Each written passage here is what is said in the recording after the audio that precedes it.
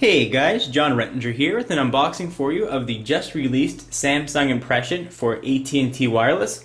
This phone will run you $199 after a $50 rebate and a new 2-year contract from AT&T.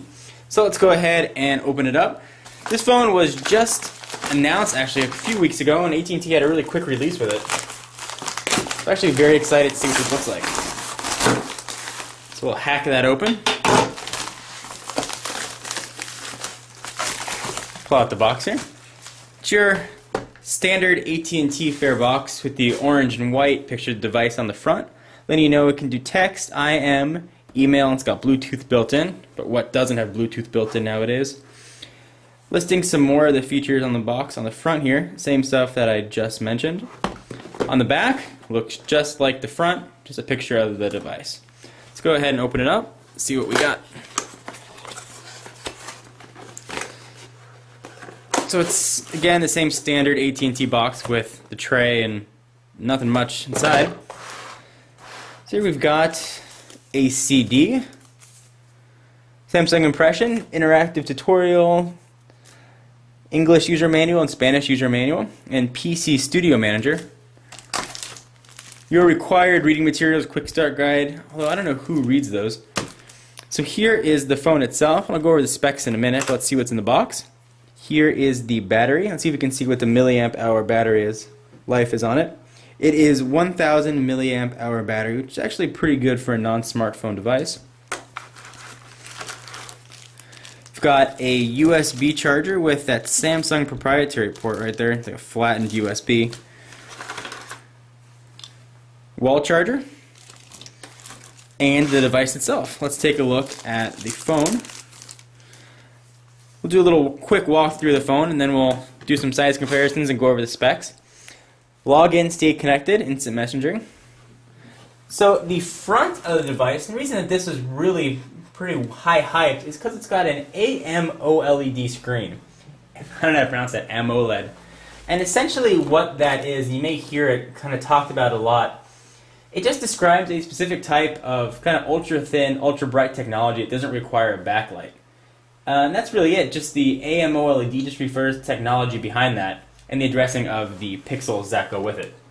So this phone right here has a 240 by 400 pixels, and it can show 262 colors. Just know that it looks really nice. So there's the screen. On the side of the device, we've got a volume up and down. Looks like a dedicated camera key. On the right side of the device, we've got a soft key, or hard key rather, and we have a lock key on the side. And if you slide it open, behind the touchscreen is a full 4-row QWERTY keyboard. And this uses the same TouchWiz interface that you see in other Samsung devices, such as the Eternity and the Behold. So some of the other specs on the device that AT&T puts on the box and things that I've done some research on. It is a quad-band phone, so it'll work anywhere in the world. It is, of course, 3G, weighs 5.3 ounces, and it's 4.4 inches by 2.28 times 0.61 inches. And that's kind of hard to see, so I'm going to give you some size comparisons here with some other phones that you guys may be familiar with. First one, the iPhone. You can see that the screen on the Impression really does look nice and big compared to the iPhone. Thickness-wise, the Impression is definitely thicker because it does have that slide-out QWERTY keyboard, but not by much. It's definitely one of the thinner slide-out keyboards that I've seen. Definitely kudos to Samsung for that. The next phone we'll compare with, you guys may be familiar with, is the AT&T Fuse. This is a Windows Mobile smartphone. And I should say again that this is not a smartphone as you guys would consider it. It's more of a feature phone. It does have email capabilities, but it's Java based, and it does have an HTML browser, but it's not going to have the same calendar built-in functionality that you get from a full-blown smartphone OS. So size comparison here, this also has a slide-out QWERTY keyboard, so it's a little more of a fair comparison. Definitely a little bit smaller, but it's certainly much thicker. So another full keyboard device, the Samsung Epix. This is another Windows mobile phone. And this has the keyboard on the front, But actually, thickness-wise, they're almost exactly the same. So it really goes to show how thin Samsung was able to make this. And I gotta say, just on initial impression, build quality and the slide out does feel very nice. It's got a good feel in the hand. Although the spring-assisted keyboard doesn't really launch until you get almost up to the top. But it does have a very nice feel to it. It's got that hard plastic, makes you feel like it will be protected. While we're on the back of the device, by the way, it does have a 3.0 megapixel camera with a speaker grill on the back. So back to the size, the last device you guys might be familiar with is the Treo Pro. And there is size comparison as well.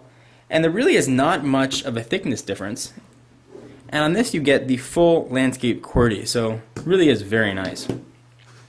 Let's go ahead and power this thing on and let's see what it looks like. Alright, so I did pop in the battery and put in a SIM card. You take off the screen protector here, and I will power it up, and while it's powering on, I'll tell you a little bit more about the device. Hit the N button right there to turn it on. You'll see it just has 3 buttons on the front, send, an N key, and a menu button. So the 1000 milliamp hour batteries, it'll last up to 3 hours of talk time and 250 hours of standby time, which is actually not bad. So we'll let this thing keep booting up here.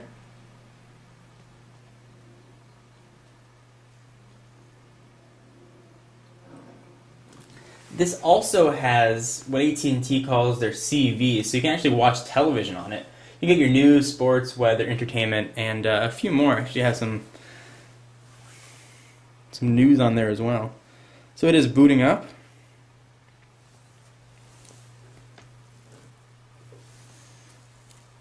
At least I think it is. There we go.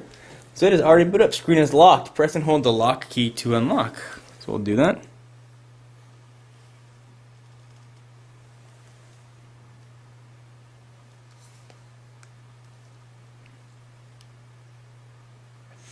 Alright. So tap the center. This is sort of similar to Windows Mobile here. Tap the center to target and repeat it. So we'll do that. And there is no stylus on the device. This is meant to be used with your finger, and it is a resistive touchscreen. And there we are. It's a very familiar Samsung TouchWiz interface. Move that, you've got a whole bunch of widgets. Looks like they added some more widgets here. When I do a review, I'll kind of walk you through what all the choices are. And I am getting haptic feedback as I'm going through and using this. Let's see the screen rotation speed as I slide this out.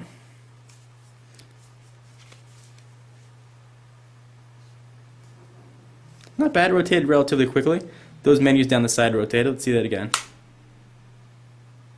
Very quick. Watch them change. It's very subtle, actually. Almost instantaneous, actually. This is always nice. So it goes to show this is not an underpowered device. When you have a slow processor, generally it'll take quite a bit to render. Anyway guys, just a quick unboxing of the Samsung Impression. Hope you enjoyed. As I usually do with phones, I will use it for a few days and post a review, so make sure you stay tuned for that. And for exclusive content, be sure to follow me on Twitter at twitter.com/John4Lakers. See you guys in the next video. Bye-bye.